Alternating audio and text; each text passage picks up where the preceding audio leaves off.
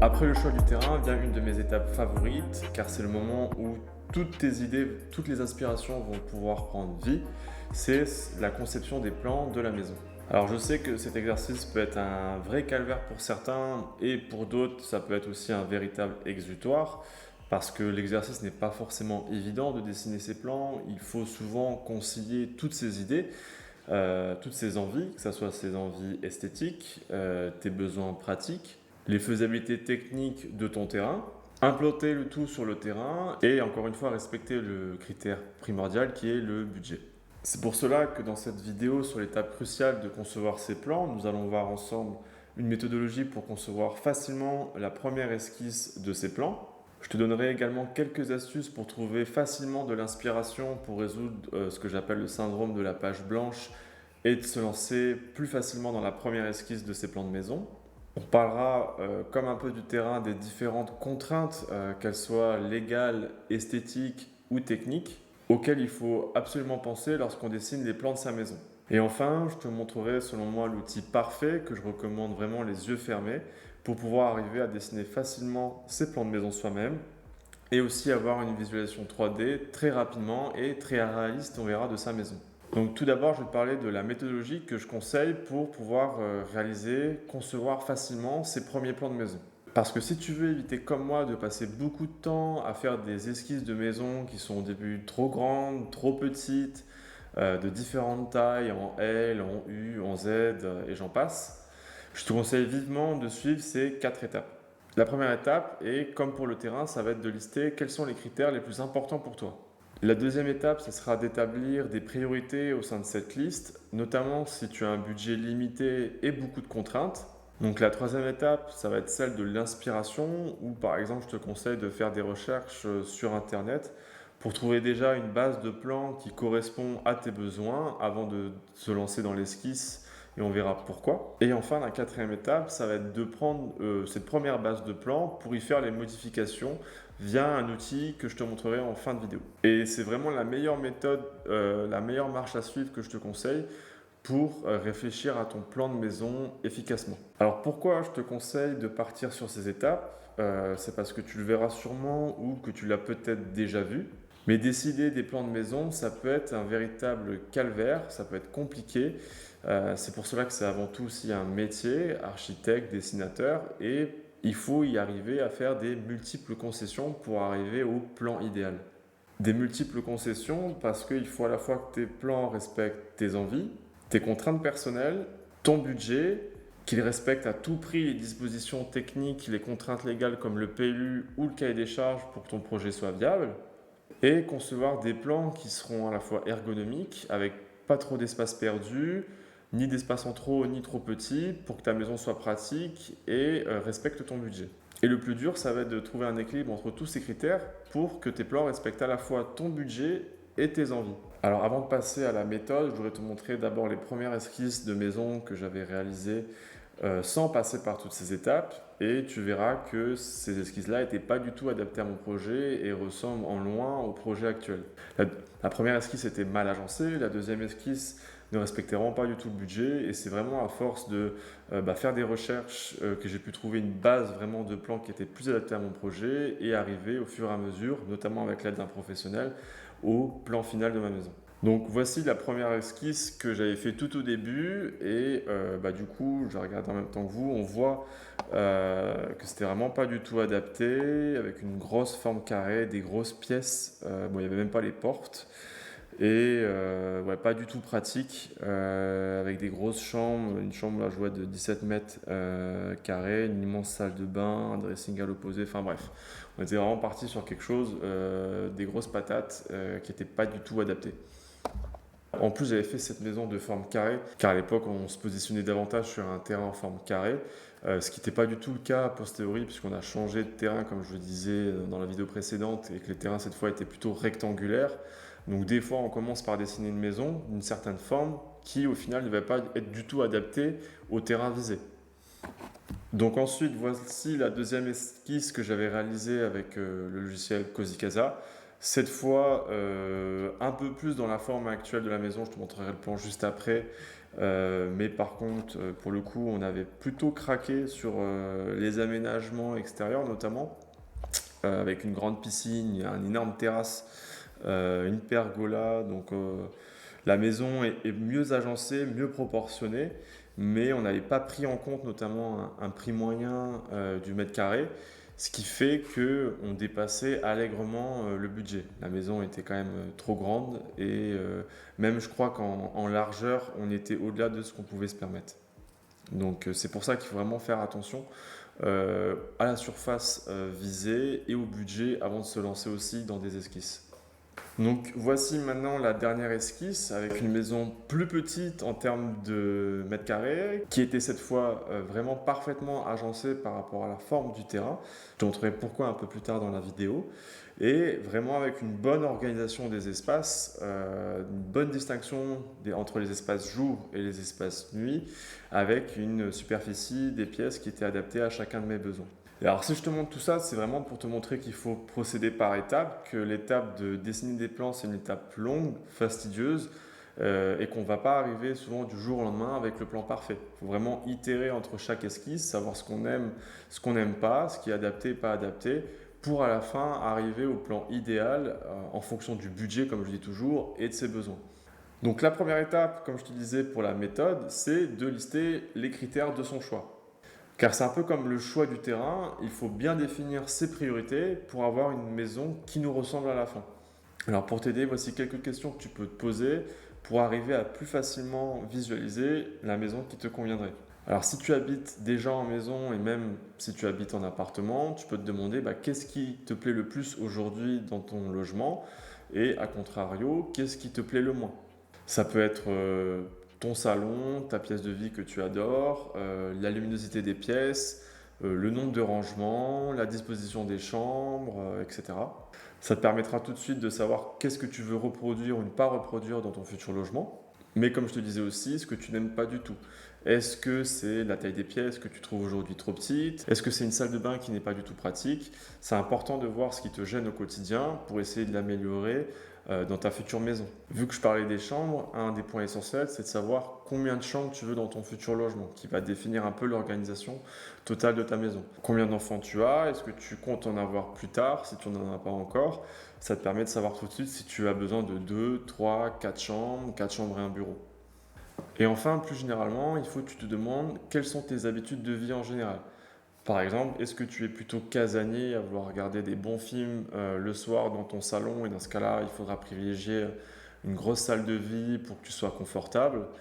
Ou est-ce que par exemple tu aimes faire la cuisine pour tes convives? Dans ce cas-là, peut-être il faudra que tu accordes une place privilégiée pour la cuisine, qu'elle soit, admettons, ouverte vraiment sur le salon pour pouvoir cuisiner et discuter avec les invités au même moment. Ou un autre exemple, si tu adores jardiner, que tu souhaites avoir ton propre feu à poux, ou alors des plantes ornementales, est-ce que tu ne devrais pas privilégier des belles ouvertures pour le jardin, pour en profiter un maximum visuellement, d'avoir vraiment une maison ouverte sur l'extérieur, ou faire une maison qui ne soit pas trop grande pour essayer aussi d'avoir un équilibre entre surface habitable et jardin pour que ça soit plus harmonieux. Et vraiment, toutes les réponses à ces questions peuvent t'aider à visualiser, à imaginer la maison de tes rêves. Elles vont te permettre de savoir la priorité de chaque pièce par rapport à une autre, les différentes tailles qu'il faut leur accorder, est-ce qu'elles doivent être au cœur de la maison ou pas, et vraiment de réfléchir de manière générale à l'organisation de ta future maison.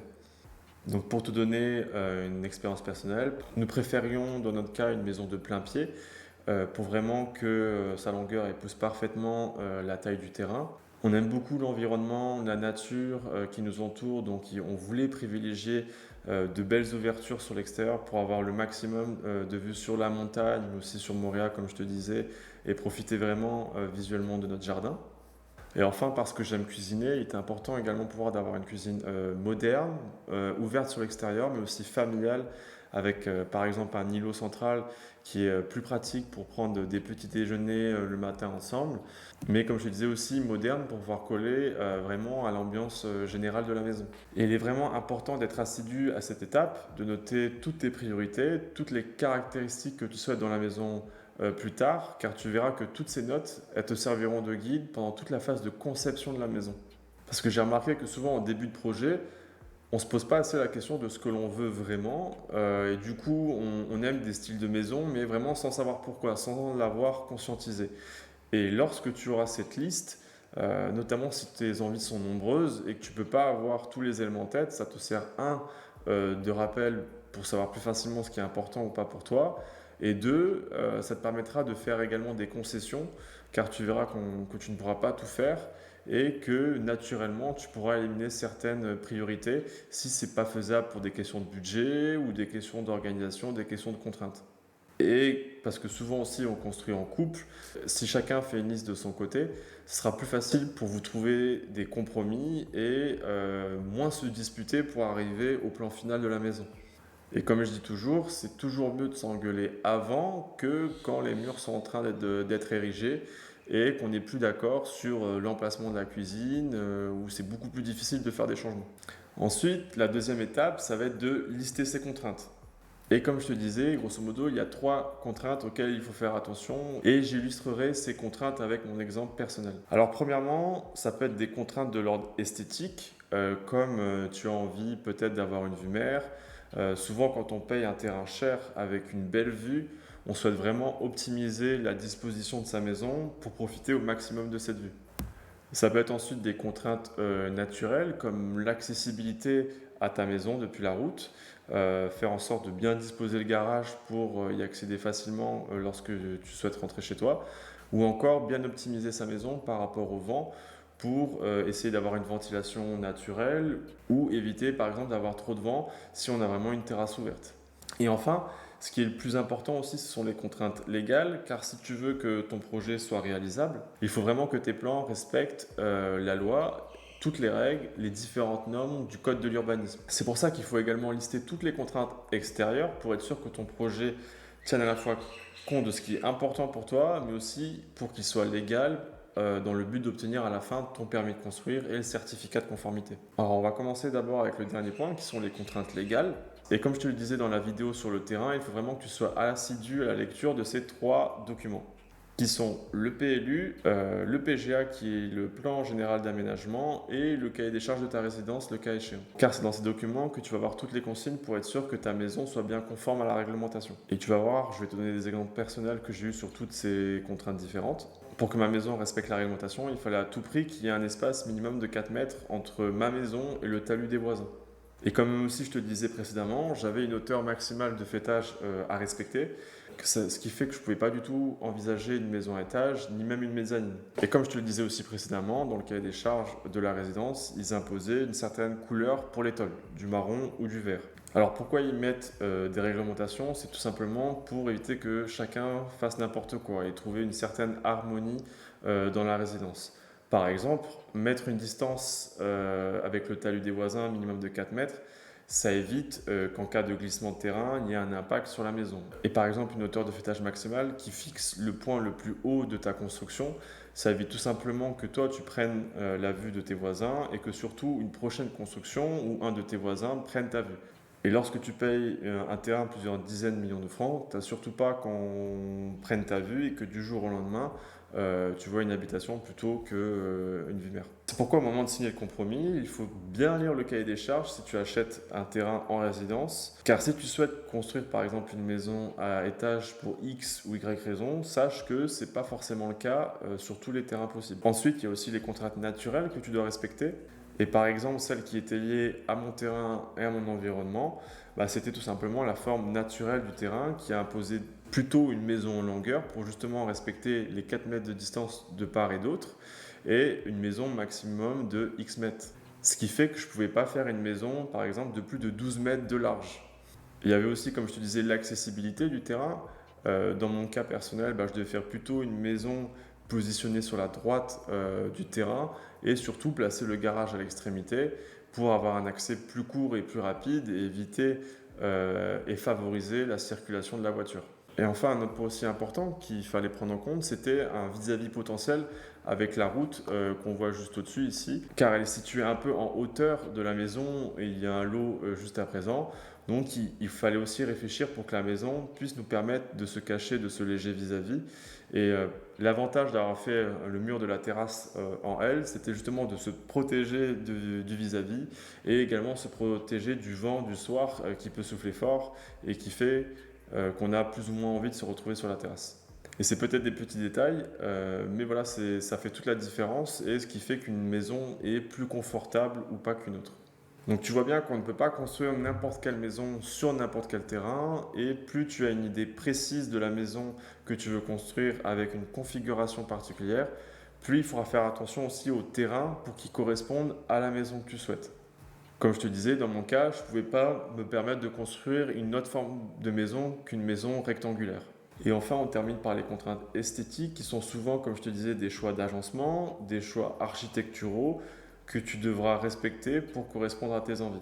Par exemple, dans notre cas, on voulait avoir beaucoup d'ouverture sur l'environnement pour avoir de la luminosité et surtout profiter d'un environnement qui est verdoyant pour à la fois avoir une vue mer et une vue montagne, profiter de ce cadre magnifique, mais tout en respectant la contrainte d'avoir un léger vis-à-vis sur la route et aussi sur les voisins. C'est pour ça qu'on a placé une chambre derrière de la maison et que naturellement on voit que toutes les pièces sont orientées vers la vue avec des larges baies vitrées. Mais ça peut être des petits points de détail, mais on voit qu'à chaque pièce, il fallait aussi par exemple faire attention à la hauteur des menuiseries, bien calculées pour optimiser par rapport à la vue. Alors c'est peut-être des petits détails pour toi que tu n'en es pas à ce stade-là, mais je t'assure que je rencontre souvent des personnes qui me disent ah si j'avais su, j'aurais raccourci ce mur-là, ou j'aurais placé la fenêtre différemment pour mieux profiter, avoir plus de lumière. Et c'est très dur de le faire en amont, car c'est un vrai travail de projection. Après, lorsqu'on dessine le plan, il ne faut pas hésiter à venir l'implanter sur le terrain. Moi, je m'en souviens on traçait des cordes avec de la farine ou avec des ficelles pour vraiment s'imaginer, je suis dans telle pièce, je vais voir ça, je circule dans la maison comme ça. C'est vraiment une fois que tu as tous tes critères, toutes tes priorités, toutes tes contraintes, qu'il faut jouer avec ça sur le terrain pour voir comment arriver à dessiner la meilleure des maisons possibles. Donc maintenant, une fois qu'on a listé les priorités, listé les contraintes, vient l'étape de l'inspiration où il va falloir trouver une base de plan qui respecte le maximum de ces critères pour t'aider dans la conceptualisation. Alors pourquoi cette étape? Tout simplement car il est beaucoup plus facile de partir d'un plan existant qui a été conçu par des professionnels qui ont agencé les pièces en suivant des règles précises architecturales d'organisation des pièces avec des bonnes proportions pour ensuite toi venir faire les modifications en fonction de ce que tu veux. C'est beaucoup plus facile de partir d'une base que d'une feuille blanche et vraiment de galérer à dessiner une esquisse comme j'avais fait on a vu pour ma première esquisse. Car souvent, quand on n'est pas du métier, on va faire des pièces qui sont trop grandes, trop petites et avec une mauvaise circulation des éléments. Alors tu vas me dire sûrement comment trouver ces plans. En réalité, c'est très simple parce qu'il existe des milliers de plans qui sont disponibles gratuitement sur Internet et je vais te donner au minimum 4 endroits où tu peux facilement trouver tous ces plans et surtout avec des architectures qui sont réplicables en Polynésie. Car c'est aussi ça la difficulté que je trouve qu'on a en Polynésie, c'est que nous avons nos propres codes architecturaux avec des mélanges entre des maisons tropicales, des maisons contemporaines, des maisons balinaises, des maisons en bois, où des fois ce que l'on trouve en métropole et ailleurs ne peuvent pas être facilement intégrés ici. Alors premièrement, tu peux regarder les publications d'entrepreneurs ou de dessinateurs locaux qui publient régulièrement des réalisations qu'ils ont réalisées. En entrepreneur, je peux te conseiller Phébus qui a publié tous ses plans ainsi que le prix de ses constructions. Donc ça peut à la fois t'aiguiller sur les types de plans qui peuvent correspondre à ton projet, mais aussi avoir déjà une fourchette de prix. Et en dessinateur, tu peux aller par exemple sur la page de Plan de Maison de Tahiti qui a publié beaucoup de projets qui peuvent t'aider à trouver quelque chose pour commencer. Deuxièmement, je te conseille d'aller sur des réseaux sociaux spécialisés comme Pinterest. C'est un réseau spécialisé dans les images où tu vas pouvoir trouver énormément de plans de constructeurs partout dans le monde. Par exemple, si tu tapes des mots-clés comme maison 120 mètres carrés, 3 chambres, tu verras qu'il y a de grandes chances que tu trouves déjà une bonne base de plans qui peut correspondre à ton projet.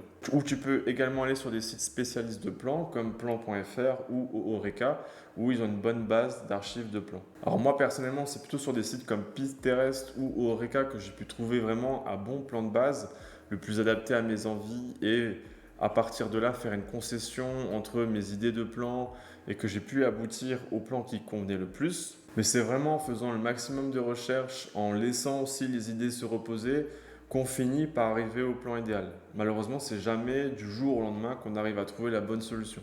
Et une fois du coup que tu as trouvé cette base de plan qui va réunir le maximum de tes critères, il est temps seulement pour moi de passer à la phase de l'esquisse où tu vas pouvoir concevoir ton premier plan en partant d'une base solide. Et du coup, je vais te montrer un outil, comme je te disais, qui m'a énormément aidé dans la réalisation de mes plans. Il faut que tu saches que j'ai dû en tester au moins 3 ou 4 alors, avant de vraiment tomber amoureux de cet outil qui est tout simplement parfait parce qu'il est gratuit, il est vraiment intuitif, il est très facile à utiliser avec une bonne interface qui est vraiment intuitive. Il n'y a pas de téléchargement parce que tout se situe en ligne et parce que tu peux faire des plans 2D comme des plans 3D qui vont te permettre de visualiser vraiment comme si tu habitais dans ta maison. Donc l'outil que je recommande, comme je t'ai dit, c'est Cozy Casa que tu peux trouver à l'adresse www.cozycasa.com. Alors la vidéo est déjà très longue, donc je ne vais pas te montrer toutes les fonctionnalités aujourd'hui. Alors je te ferai sûrement des vidéos gratuites pour te montrer tout l'outil dans le détail et sûrement une présentation détaillée dans le futur programme d'accompagnement. Mais tu verras qu'il est très simple à utiliser. Et pour te montrer directement la puissance de l'outil, je vais te montrer le plan que j'avais réalisé avec ma chérie, car j'ai oublié de te dire, mais en fait c'est nous qui avons réalisé les plans de A à Z et en fait on est uniquement passé par un dessinateur pour mettre, on va dire, ce plan au propre et pour nous aider également sur la partie toiture parce que c'est difficile de réaliser la toiture sur Cozy Casa. C'est que tu peux faire rapidement un plan 2D de la maison, que tu peux meubler ta maison pour vérifier que l'agencement de ta maison est vraiment efficiente. Tu peux faire également ton plan électrique et tu peux également faire des visites virtuelles ou des photos réalistes pour vérifier l'esthétique de ta maison et vérifier tout son agencement. Et les visites virtuelles, ça peut être vraiment pratique pour toi pour circuler à l'intérieur de ta maison et te rendre compte de la bonne proportionnalité des pièces. Par exemple, nous, on avait un cellier qu'on avait peur qu'il soit trop petit parce que voilà, on avait fait 1,20 m de large et on se disait est-ce qu'avec les armoires, est-ce qu'avec les placards, on va pouvoir bien circuler? Et en fait, on se rendait compte du coup en 3D que c'était largement suffisant. Et quand on met des mètres carrés en trop, ça va être aussi de l'argent supplémentaire qu'on va devoir apporter alors qu'il n'est pas forcément nécessaire. Et pour te donner un dernier exemple de la puissance de l'outil, donc je vais te montrer 2 photos. Une où tu verras à gauche qui est un rendu photoréaliste du coup du logiciel Cozy Casa en 3D qui permet de bien simuler l'intérieur de la maison. Et tout de suite à droite, la réalité. Donc même s'il y a une perspective légèrement différente et que là j'étais un peu à contre-jour, ça permet vraiment du coup, le logiciel de simuler au mieux ce que tu vas avoir en réalité dans ta maison et du coup d'apprécier les perspectives, l'agencement des pièces pour optimiser au mieux tes plans de maison. Et je ne sais pas si ça t'impressionne, mais moi quand j'ai vu la différence entre les deux, je trouve ça vraiment du coup incroyable qu'on peut arriver à un résultat final vraiment similaire à ce qu'on avait prévu. Donc comme tu l'auras compris, l'important pour la partie conception des plans est d'avoir une bonne méthodologie pour éviter de partir dans tous les sens et de perdre du temps dans les recherches qui seraient infructueuses. La bonne méthode que l'on a vue pour moi, c'est en 4 étapes. D'abord, de définir les choses qui seront importantes pour que tu puisses les faire ressortir au niveau de tes plans. Et cela t'évitera notamment de perdre du temps au niveau de la phase de conception et de recherche pour tes plans. La deuxième étape, c'est de lister toutes les contraintes auxquelles tu devras faire face, auxquelles tu devras penser pendant ta phase de conception, surtout les contraintes légales pour éviter d'avoir une maison qui ne soit pas au final réalisable, pas viable sur ton terrain. Il faudra ensuite que tu t'inspires de plans existants et de ressources qui se trouvent facilement sur Internet. Cela te permettra notamment d'éviter de dessiner une maison qui ne serait pas pratique, mais qui soit plutôt ergonomique, ni trop grande, ni trop petite, qui soit agréable à vivre et qui corresponde à ton budget. Et pour cela, je t'ai donné 4 ressources où tu pouvais trouver des plans facilement pour t'inspirer. Et enfin, la dernière étape, c'est de passer à la conception en dessinant sa première esquisse de maison. Et pour cela, tu peux utiliser un outil comme Cozy Casa, qui est très facile à utiliser, qui est gratuit, pour que tu puisses vraiment donner vie à ton projet. J'espère que cette longue vidéo sur l'étape des plans t'a plu.